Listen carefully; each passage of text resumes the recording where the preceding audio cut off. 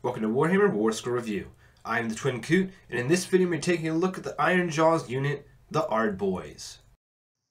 Warscroll Review. I haven't done a Destruction Warscroll in a while, and I had a few requests for Ardboyz, so let's do them. Let me know in the comments which Warscrolls you'd like to see reviewed, and be sure to check out the channel for plenty more Age of Sigmar content. Ardboyz start out with an underwhelming 4-inch movement, but luckily they're fairly durable for infantry, with 2 wounds and a 4-up save. Slightly below average bravery of 6. But both of the unit's standard bearers help with this middling stat. The Orruk banner allows them to add 2 to their bravery as long as they're within 3 inches of an enemy unit. And the iconic Gork allows them to stop a model from fleeing on a roll of 6 up. Both these will help quite a bit with keeping these Orruks in place. The models have no range options, but they do have 3 melee weapon options. A choppa or smasha, a pair of choppas or smashas, and the big choppa. When choosing the single choppa, the boy will be also equipped with an Orruk forge shield. This is actually a pretty great shield in that it gives you a chance to save a wound on a roll of 6, like the Deathless Minion save, but does not save for mortal wounds. This shield sacrifices offensive output though, and gives the boy a measly 2 attacks. If they opted for the pair of choppas, they'd get an extra attack. The other weapon option, the big choppa, offers 2 attacks with the same hit and wound values, but this time includes rend value 1. This is nice, but the shield is mighty appetizing. They all have their place, but I think the shield is generally better since these guys will be screening a lot of times. The good thing about Ardboyz is that they can mix and match. In a large unit, you could take a portion of them with shield, and then however many you think you can get into combat at one time with the pair of choppas. Make it about 20 or 50% shields. The only other thing to mention in this Warscroll is the Musician. This model will boost the charge roll of the unit by 2 inches. Great for getting your boys in combat faster. Now, Ardboyz are pretty expensive, but what did you expect for 2 wound infantry? A unit of 10 of them is 160 points, but get a massive regiment bonus at 30 models, costing 450 points. They are battleline in an Ironjawz army, and while they aren't the cheapest battleline option for the faction, they take up the most amount of space for the points paid. This means they will be filling the role of screening models quite a bit. They're fairly expensive for this role, but they're also fairly durable, so I guess you get what you pay for. In an Ironjawz army, they will gain the benefits of allegiance abilities. The Ironjawz main battle trait, Mighty Destroyers, fits their MO well. In the hero phase, roll a dice for each Ironjawz hero, adding 2 to the result of the roll for the general if they're the mega boss. On a roll of 6 up, pick a friendly Ironjawz unit wholly within 12 inches, and they can immediately move, pile in, or charge. So, basically for each Ironjawz hero, roll a die, and on a 6, a nearby unit is allowed to move in the hero phase. If they're close to the enemy units, they can charge, and if they're already in combat, they get a free pile-in. Other than the extra move, these abilities are somewhat lackluster for the Ardboyz.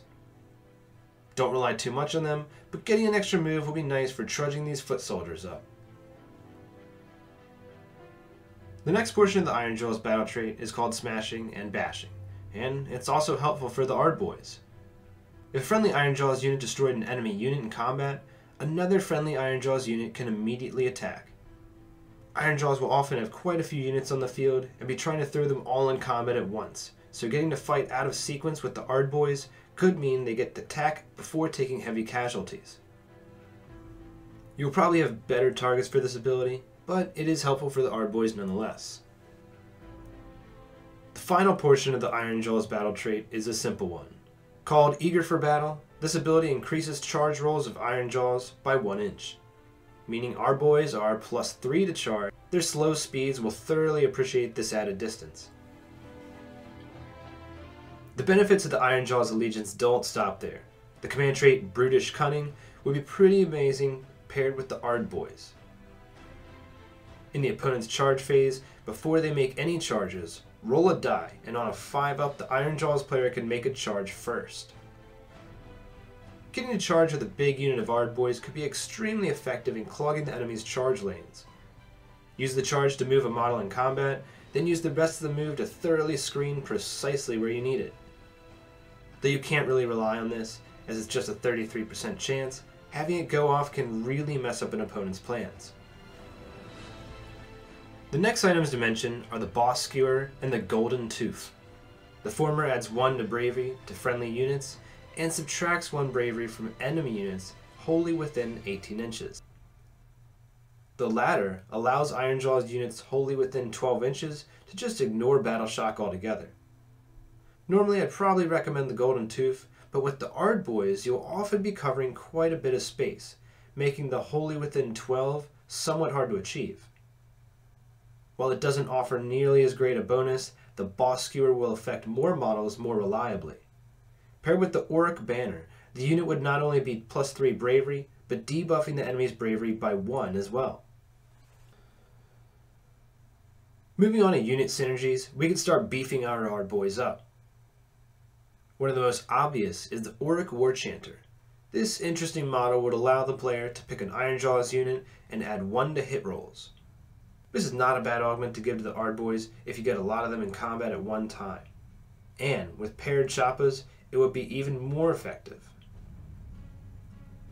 Next up we have the Orruk Megaboss and the Megaboss on Maw Crusher. Both have command abilities that have you count the number of units within a distance at the start of the combat phase and roll a die. If you roll less than or equal to the number of units, you get a bonus. All the units affected get +1 attack, and if the roll is 6 or more and still succeeds, they get +2 attacks. This ability will really make a big unit of Ardboyz pump out quite a few attacks.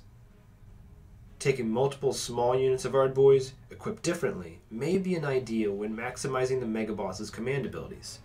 Screen with the shield units, and then charge in with units of 10 or 20 pair of choppas with bonus attacks from the command ability. Another command ability that would add extra attacks is Gordrax. His is called Voice of Gork. This one would just straight add +2 attacks to 1 unit or battalion within 24 inches. And speaking of command abilities, don't forget Insane Bravery is still always a good option for keeping the Ardboyz around longer.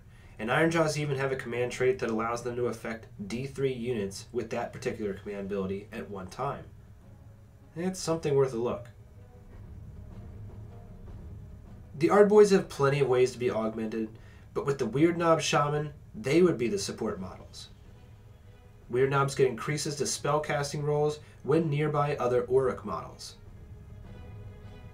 Ardboyz are the best unit to keep around the Weird Knob to trigger this buff. And don't forget the good old Mystic Shield.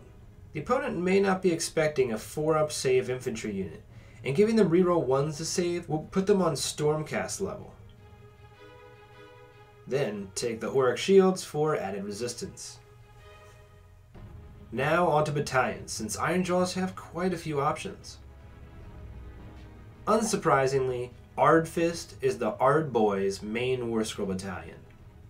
This one includes 3 units of Ardboyz and a Weird Knob Shaman.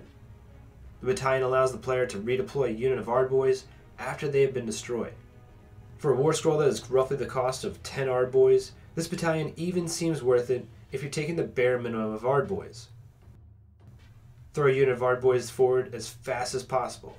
When it's destroyed, deploy it on the flank to do the same, or maybe deploy it on your backfield objective.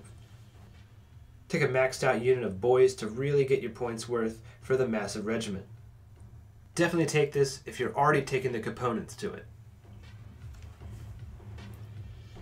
Iron Fist is the next Warscroll battalion related to the Ardboyz. This one is comprised of just 3 to 5 units of Brutes, Gorgruntas, and or Ardboyz. Models included will be getting to move another D6 inches in the hero phase. Paired with Destroyer's battle trait and the extra charge boosts, hopefully our boys will be reaching combat much faster. Bloodtooths is another Warscroll battalion that will help with increasing speeds. This one includes an Iron Fist with the maximum 5 units, and a Megaboss on Maw Crusher. It can also include other battalions, as well as any number of additional Ironjawz units, so this one is effectively the whole army. Not only will this give you the opportunity for a one-drop army, which all but dictates who goes first and second, all bonuses will confer to these models. In this case, they will receive +1 to run and charge rolls. Great, because now our boys are charging +4 inches. The other portion of the rules says you get to set up a Baleful Realm Gate in your opponent's territory and add 2 bravery for all included units. If you're also in range for the Orruk banner to trigger, you'd have +4 bravery, or even +5 if you also included the boss skewer magic item. This all for a total of bravery 10 on your Orruk infantry. The final Warscroll battalion is the one you'll probably see the Ardboyz in the most. The Weird Fist includes a Weird Knob Shaman and 3 to 5 units of Gore Gruntas, Brutes, or Ardboyz. This is another time the Ardboyz are providing the support for another unit, and again that unit is the Weird Knob Shaman. Not only does the model have the normal bonuses to cast for having Orruks nearby, roll a dice for each of the included units within 10 inches of the Shaman when casting a damage dealing spell. On a 1 to 3, add 6 inches to the spell's range, and on a 4 up, add an additional mortal wound to the result of the spell. With some nice rolling, you could increase the mortal wound output of one of the select spells by 6 mortal wounds. I know it only includes up to 5 Orruk units in the battalion, but the Weird Knob is in there too, and the FAQ says a model is always in range of itself. Correct me in the comments if I'm wrong, but I'd say the Weird Knob always counts for this role. In any case, having the Ardboyz as at least some of the units included in this battalion will be good to babysit the Shaman. They will increase the casting roll due to the amount of bodies, and still help with increases in range or mortal wound damage. Not only that, but they will screen the Shaman and almost always provide Lookout Sir. Obviously, there are a lot of sources to synergize with the Ardboyz. That being said, they are pretty limited to an Ironjawz army, as they're only really worth it if they're your battle line. Like I mentioned, kit them out with both shields and paired choppas, and hit them with abilities like the Meg Boss's Wa command ability. In the Weird Fist, they may have the most value and would be making those shamans incredibly deadly.